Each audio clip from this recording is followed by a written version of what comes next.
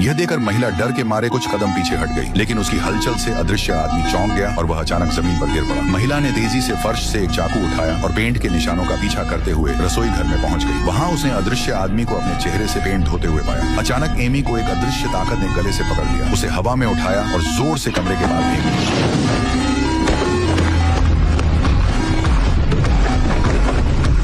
मौका देकर एमी ने एक पेट उठाई और अदृश्य आकृति पर जोर से दे मारी। आजाद होते ही एमी ने जल्दी से टैक्सी बुलाई और सीधे अपने पूर्व प्रेमी फ्रैंक के विला की ओर चल पड़ी। विला पहुंचकर उसने लैब का कॉम्बिनेशन लॉक जल्दी से खोला। जैसे ही वह जांच करने वाली थी, उसे एक अदृश्य ताकत ने फिर से धक्का देकर जमीन पर गिरा दिया। हालांकि उसके सामने कुछ भी नहीं था। जब उसने अनलॉक बटन दबाया तो एक हाईटेक अदृश्य सूट धीरे धीरे दिखाई देने लगा। ये देखते ही एमी को तुरंत समझ आ गया कि फ्रैंक ही वह अदृश्य व्यक्ति था जो उसे परेशान कर रहा था। जैसे ही एमी अदृश्य सूट पहनने वाली थी, बाहर कुत्ता भौंकने लगा। फ्रैंक लौट आया था। एमी ने जल्दी से सूट पहनकर अलमारी में छिप गई, लेकिन उसे उम्मीद नहीं थी कि अब अदृश्य फ्रैंक भी उसके पीछे अलमारी में आ जाएगा। मौका देकर एमी ने फ्रैंक को धक्का दिया और अलमारी से बाहर भागी। कुत्ता फ्रैंक का रास्ता रोककर खड़ा हो गया, जिससे एमी घबराहट में विला से बाहर निकल भागी। सच का पता चलने के बाद वह जल्द ही अपनी बहन से एक रेस्तरां में मिली। पूरी कहानी बताने के लिए तैयार थी, लेकिन तभी एक चाकू हवा में तैरने लगा और अगले ही पल वह एमी के हाथ में आ गया। एमी पर अदृश्य हथियारे से लड़ने का दावा करने के कारण हत्या का झूठा आरोप लगा दिया गया। उसे मनोरोग अस्पताल में भर्ती कर दिया गया। मेडिकल जांच के बाद डॉक्टर ने उसे बताया कि वह गर्भवती है। एमी को इस खबर पर विश्वास ही नहीं हो रहा था। अगले दिन फ्रैंक का भाई उससे मिलने आया। उसने कहा कि अगर वह गर्भवती है तो उसे रिहा कर दिया जाएगा। यह सुनकर एमी को और भी पक्का यकीन हो गया कि फ्रैंक अभी भी जिंदा है। फ्रैंक को बाहर लुभाने के लिए एमी ने एक पेन निकाला। जैसे ही वह खुद को चोट पहुंचाने वाली थी, अदृश्य आदमी ने उसका हाथ पकड़ लिया। एमी ने तुरंत पेन ऊपर उठाया और आगे की ओर प्रहार किया, जिससे अदृश्य सूट की सिस्टम बंद हो गई। दोनों में जोरदार